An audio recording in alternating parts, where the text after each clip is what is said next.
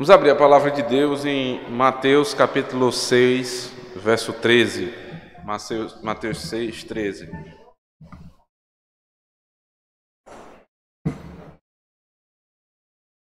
Nós temos estudado nas últimas semanas o livro A Tentação e a Mortificação do Pecado, o que todo cristão precisa saber, do puritano John Owen. John Owen era um congregacional, ministro da igreja congregacional, igreja independente, servo de Deus, grande pregador da palavra de Deus, chamado inclusive de príncipe dos puritanos.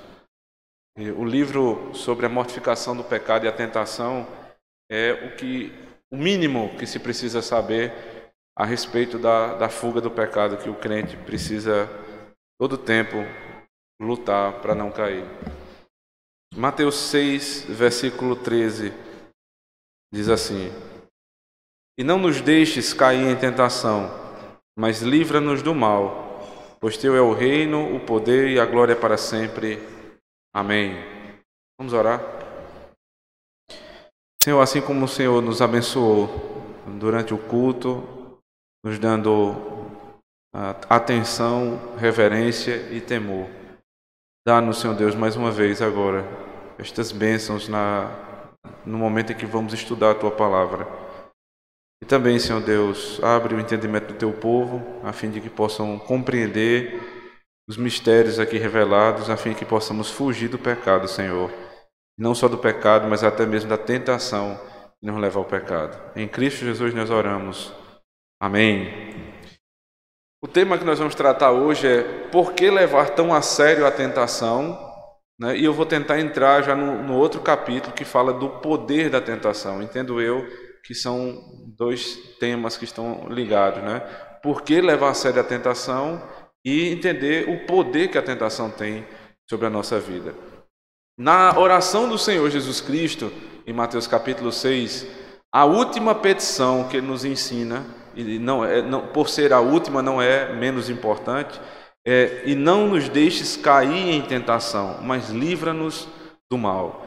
John Owen, ele vai dizer que existem 3 razões pelas quais a tentação deve ser levada a sério, né, com base nesse texto.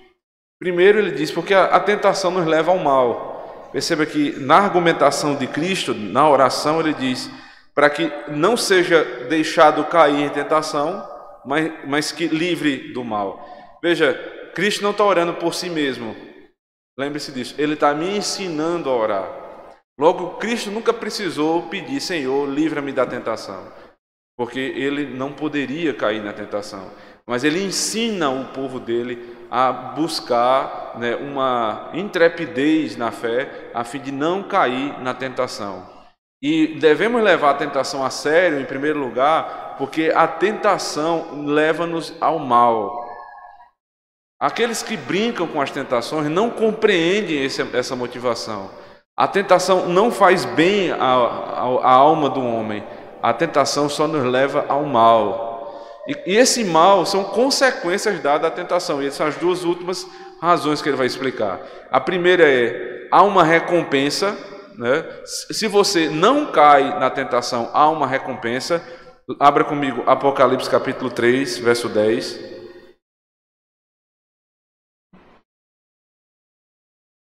Eu vou pedir para alguém ler esse texto.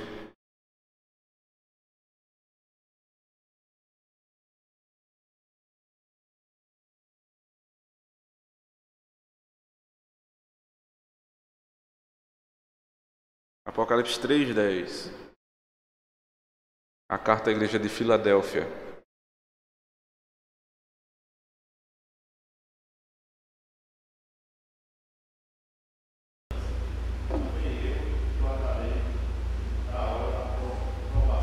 Veja que há um porquê, né, uma causativa, né, de um momento anterior. Porque você se desviou do mal, então eu vou lhe guardar da hora da provação. Então, à medida que o crente, e aí veja que há uma responsabilidade em todos nós, de nos desviar da tentação, então Deus vai nos guardar da hora da provação. Eu expliquei a diferença que há entre hora da provação e a tentação em si na semana passada, mas é sempre necessário relembrar. A tentação está ao nosso redor todo o tempo, irmãos. Nós somos tentados de várias maneiras. Tentados um homem, quando vê uma mulher que chamou a atenção dele, ele é tentado no trânsito, ele é tentado na televisão, ele é tentado numa conversa, tentado de todas as maneiras. Mas isso não é a hora da provação. Nós vimos no caso de José que houve uma hora específica que foi chamada hora da provação. Quando em dado momento que José entra na casa de Potifar, e naquele dia não tem mais ninguém na casa dele, né, somente a esposa de Potifar, compreendemos inclusive que é possível que ela mandou que todos saíssem para que ela ficasse só com José. Ela se lança sobre José e ela quer deitar-se com ele. Então ali é a hora da provação.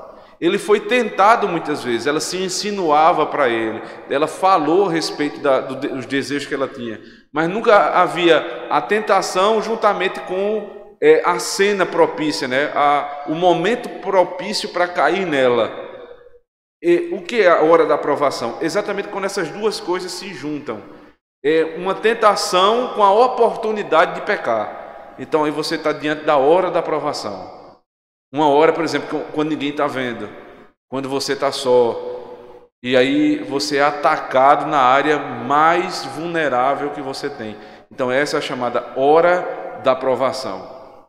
Apocalipse 3:10 está nos ensinando que se nós formos diligentes em nos livrar das tentações, Deus também nos livrará da hora da provação. Você entende? Vai nos livrar do momento específico onde nós vamos estar mais vulneráveis para pecar, se nós formos diligentes com a nossa vida espiritual. A grande pergunta é: qual é a fórmula da diligência na vida espiritual? O que é que Deus nos ensina a respeito da minha vida espiritual, que eu tenho que fazer para ser mais forte a respeito da tentação? Alguém pode responder? O que é que Deus nos deu para que sejamos mais fortes na hora da provação? Os meios de graça, perfeito. Deus nos deu os meios de graça. Agora só falta responder uma segunda pergunta: quais são os meios de graça? Oração, pregação da palavra e sacramentos. Uma pessoa que é negligente com sua vida, né, de oração, é uma pessoa que não está fugindo da hora da provação. Ela, ao ser tentada, muito provavelmente vai cair. Uma pessoa que não tem costume de ler a palavra de Deus constantemente, que não tem costume de ouvir sermão constantemente, ela vai ser mais facilmente levada à tentação. E em terceiro lugar, uma pessoa que não está participando da ceia do Senhor, né? Não foi batizado e não participa da ceia do Senhor, ela é muito mais propensa a cair nas tentações. Então, se você usar estes meios de graça, oração, palavra e sacramentos, Deus lhe promete que vai lhe livrar da hora da provação. Ele não vai permitir que haja um momento específico da tentação com a oportunidade de pecar. Ele vai privar o seu povo desse momento. As tentações sempre vão existir, mas você vai estar forte para não cair nelas, se você for diligente com essas causas, ok? Então, há uma recompensa para aqueles que são diligentes. Há também maldição para aqueles que não são. John Owen diz assim: quando consideramos as horrendas consequências que têm sido o resultado dos homens, tanto os injustos como os justos, entrarem na tentação, a sabedoria impõe que levemos bem a sério este dever. Estas horríveis consequências podem ser ilustradas à luz da experiência de duas classes diferentes de pessoas. Quais são as maldições? A hora da provação, ela revela dois tipos de pessoas. São dois apenas que são revelados na hora que você é provado. A primeira, Lucas capítulo 8, verso 13. Lucas 8, 13.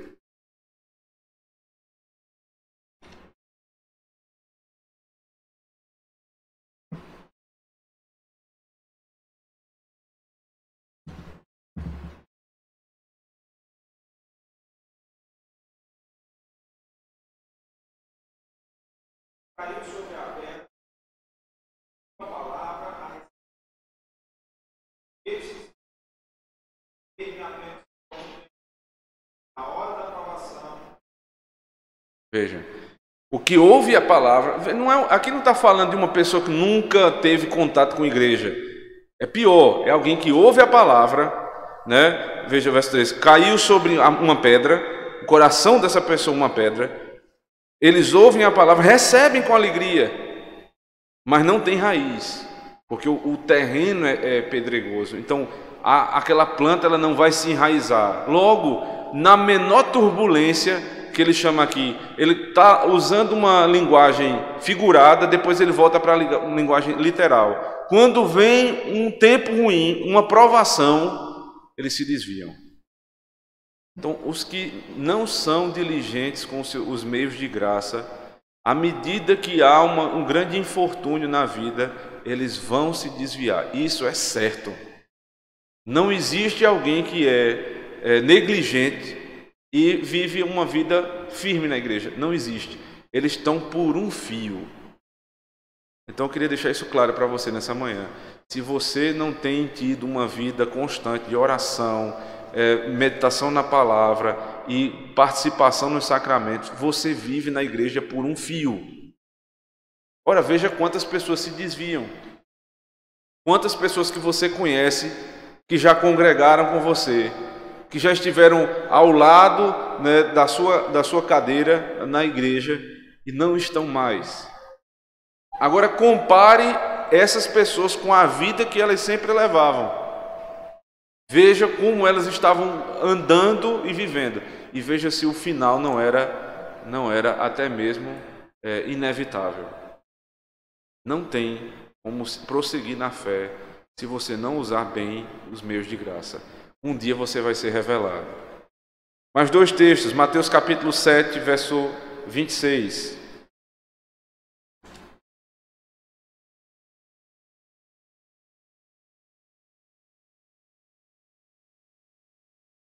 (26) 26 e 27. Outra pessoa lê, por favor.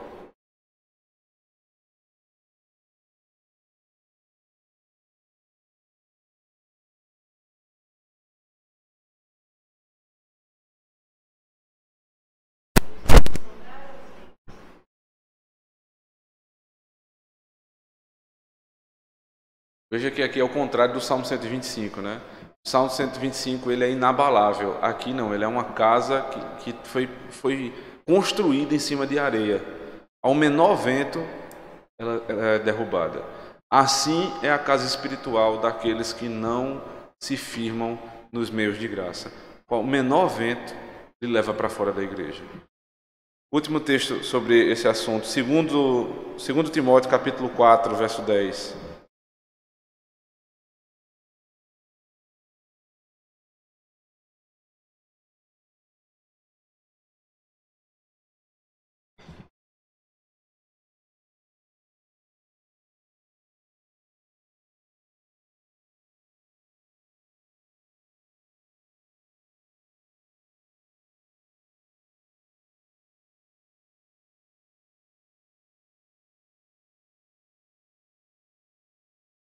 Verso 11.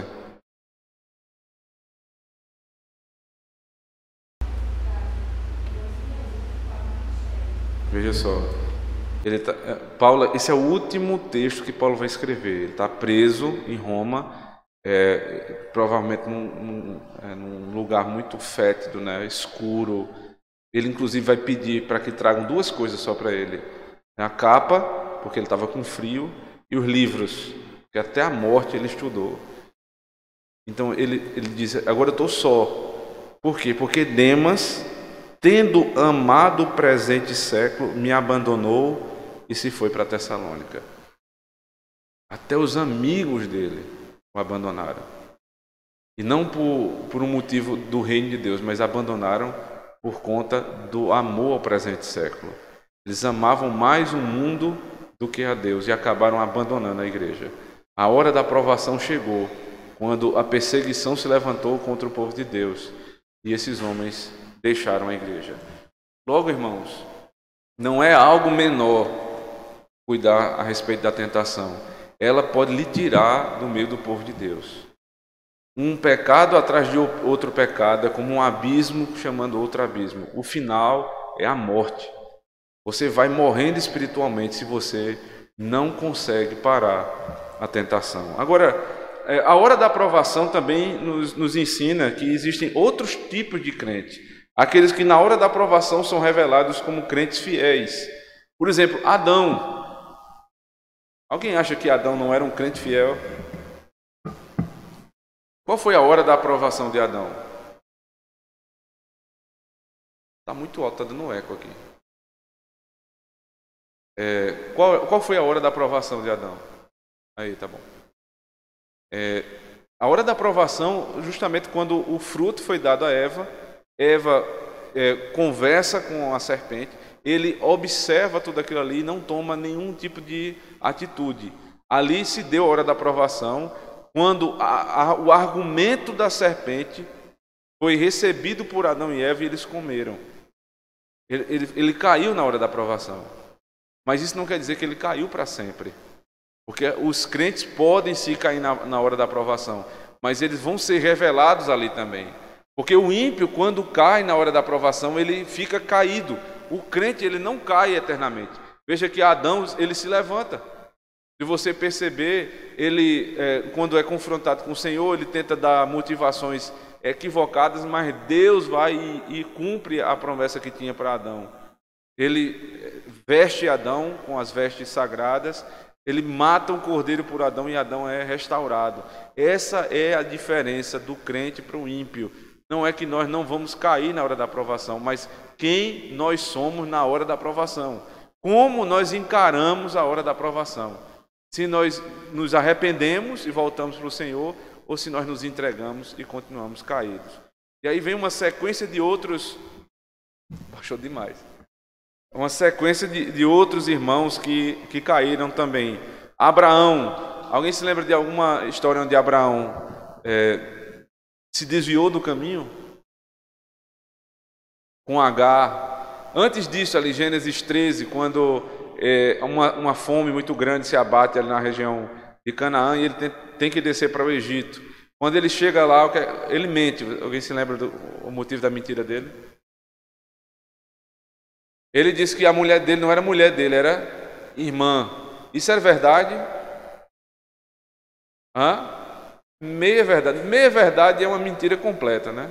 Porque ela era realmente irmã, meio irmã dele, só meio irmã, não irmã de pai e mãe, mas ele disse que era simplesmente irmã e nega a informação que ela era esposa, né, gerando um problema terrível, que o próprio faraó depois vai dizer, se eu soubesse eu não tinha tomado essa mulher para mim.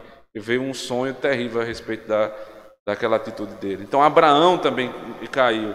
Davi foi assassino, Davi foi adúltero. Muitos outros como Noé, Ló, Ezequias, Pedro, todos caíram em tentação. Mas a tentação, né, a queda deles revelou não que eles eram ímpios, mas que eles criam no Senhor, a ponto de serem restaurados e voltarem à igreja. Talvez a maneira mais clara de ver isso é a vida de Pedro, né? E negou Jesus 3 vezes, e depois Jesus fez com que ele afirmasse 3 vezes sua fé, e ele passa a ser pastor da igreja do Senhor. Alguém levantou a mão? Não? Desculpa. Então, qual é o poder da tentação? De onde vem o poder da tentação? Mateus 26, verso 33.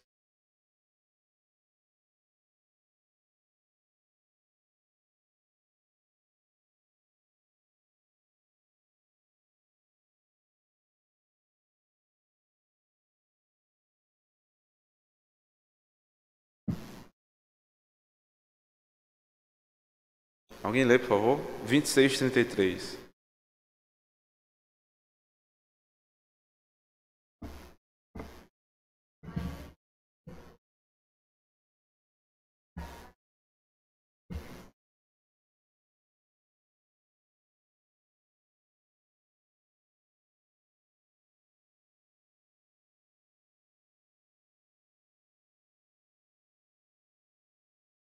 O autor vai dizer que o maior poder que a tentação tem é quando você confia em você mesmo. É autoconfiança. Eu não vou cair. É um homem que não sabe lidar com uma mulher, sendo ele casado ou solteiro, e ele passa a ter intimidade travestida de amizade, e um contra tudo ao outro, e eles vão tratando daquilo ali até o ponto que você, quando percebe, já passou dos limites. Isso acontece também com a mulher, isso acontece com o dinheiro, quando você se escondendo atrás da necessidade de sustentar a sua casa, de não ter que ganhar mais dinheiro, e quando você menos esperar, você está tão atrelado àquele desejo de ganhar dinheiro, que você já nem se lembra mais das coisas de Deus, e o único Deus que você tem é o próprio dinheiro. Então, irmãos, Satanás vai nos tentar sempre que nós nos acharmos fortes para enfrentar a tentação. Na fraqueza é que o poder de Deus se revela. Quando eu sou fraco é que eu sou forte, disse o apóstolo Paulo, porque o poder de Deus se aperfeiçoa na minha fraqueza. Mas se você pensar que você é forte, você cai. E aí está o poder da tentação.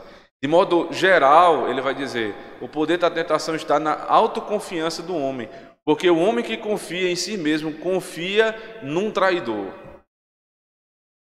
Jeremias capítulo 17, verso 9 diz, o coração do homem é enganoso e desesperadamente corrupto. Quem confiará num coração assim? Como é que alguém confia no seu próprio coração, se ele é corrupto, né, desesperadamente corrupto? O segundo modo de poder que a tentação tem, além da confiança própria, é quando começamos a nos esconder em falsas motivações para não cair na tentação. Ele diz, a primeira delas é o amor à honra do mundo. 2 Timóteo capítulo 2, verso 17. Por favor, alguém leia.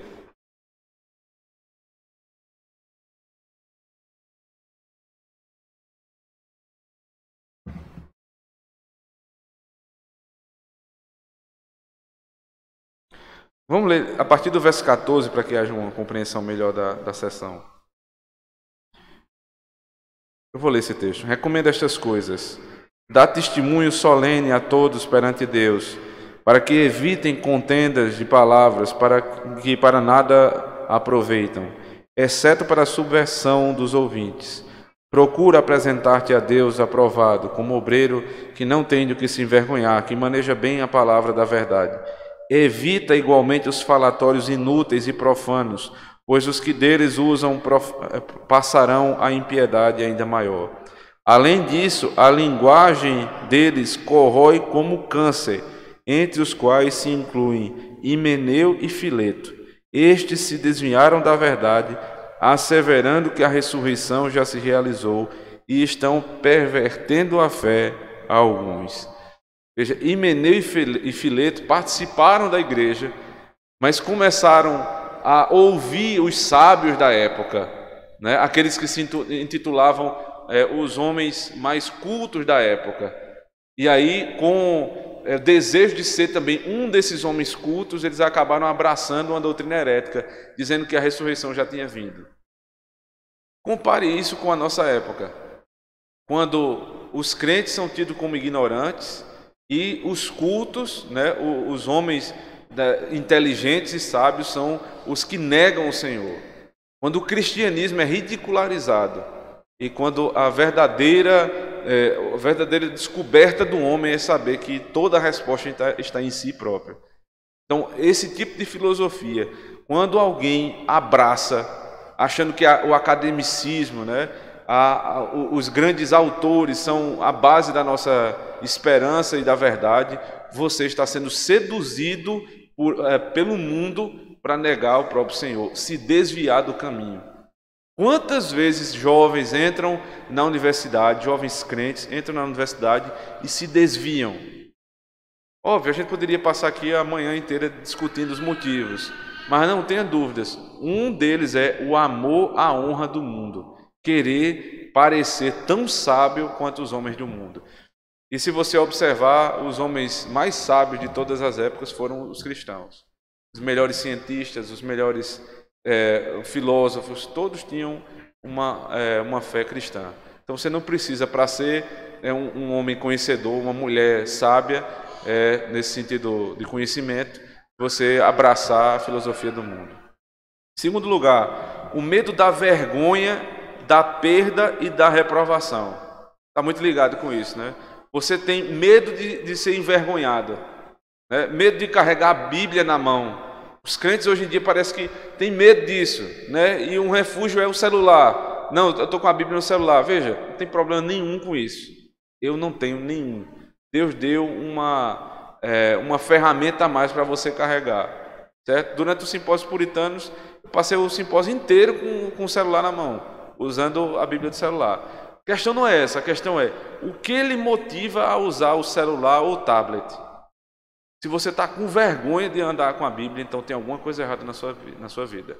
Se você, no meio dos seus amigos, você tem vergonha de dizer que é crente, que você é de igreja reformada, que você vive o evangelho, que você é contra a relação antes do casamento, que você é contra aborto, que você é contra um monte de loucura de hoje em dia, e você se envergonha por essas coisas, saiba que o seu caminho é cair na tentação. A grande tentação da honra e da recepção do mundo. Terceiro, né, e último, o temor de uma consciência perturbada e o medo do inferno. Alguém que foge da tentação para ter uma consciência limpa e para fugir do inferno. Preste atenção nisso, irmãos. Eu devo temer o inferno. Eu preciso temer o inferno. E é preciso e necessário que os pastores preguem a respeito do inferno, né? E você tem que temer o inferno toda vez que ele é pregado. Porque a nossa tendência é, quando eu conheço alguma coisa de perto, essa coisa não me deslumbra mais. Por exemplo, as pessoas vêm conhecer Campina Grande e talvez o ponto que mais gostem ali é o Açude Velho, né? Aquela região ali que é uma região bonita, mas para a gente que vive aqui, não é assim coisa do outro mundo, não é nada demais. Porque eu passo todo dia ali e vejo a mesma coisa. Você traz um turista, ele olha com outros olhos, né? Pensando aqui nos irmãos de Natal, é o Morro do Careca. É um deslumbre para vocês hoje em dia, não? Tem nem graça, é uma montanha lá que todo mundo fica olhando para ela. Mas quando a gente vai para lá, o pessoal morre de tirar foto no Morro do Careca, porque é a marca de Natal, as dunas de Natal. Quem mora lá não dá tanto valor assim. Eu tenho que ter cuidado, irmãos, para não usar esse mesmo costume com as coisas de Deus. Ficar acostumado de ouvir pregação a respeito do inferno, não temer mais o inferno. Eu preciso sim temer o inferno, mas não pode ser o motivo da minha fuga da tentação o inferno. Eu preciso temer a Deus, sim, mas eu preciso primeiro amá-lo. Então eu devo fugir da tentação, primeiro porque eu amo a Deus e depois para fugir do pecado. Porque se eu inverter as coisas, eu vou ser simplesmente um hipócrita, né? E o medo do inferno vai tomar conta da minha vida mais do que o amor às promessas do Senhor. Então, para terminar, ele diz: às vezes a paz da consciência de uma pessoa quer preservar essa falsa paz. Para viver bem, então eu preservo uma falsa paz. Eu fico pensando, raciocinando o meu pecado e tentando de alguma maneira mostrar que eu não sou tão mal assim. E isso vai ganhando a paz da minha consciência. Segundo lugar, uma verdadeira paz de consciência é muito valiosa. Ela, porém, por si mesma não será suficiente para preservar uma pessoa na hora da provação. Se você tem paz de consciência, você tem que ferir sua consciência com a possibilidade do pecado. E por fim, pensarmos que o desejo de manter nossa paz de consciência é suficiente para nos preservar da hora da provação. É como um soldado pensar que enquanto usar o capacete, não será ferido na batalha. Não seja soberbo, irmãos. Não é porque você anda com a armadura de Deus que você não vai sofrer ataque e não vai cair. Se você já sofreu ataque e caiu, também não é hora de desanimar. É hora de lembrar dos casos, e muitos casos que a Bíblia nos conta. E Adão, Abraão, Davi, Ló, Pedro e tantos outros que caíram em tentação, mas que se levantaram. E antes que haja queda, lembre-se, use os meios de graça para se manter firme no Senhor. Pregação e leitura da palavra, oração e sacramentos. Lembre-se, a tentação tem seu poder, e o poder é aumentado pela soberba do nosso coração. Ok? Algum comentário? Vamos orar, irmãos. Pedir nosso irmão Rômulo que eleve sua voz e ore ao Senhor.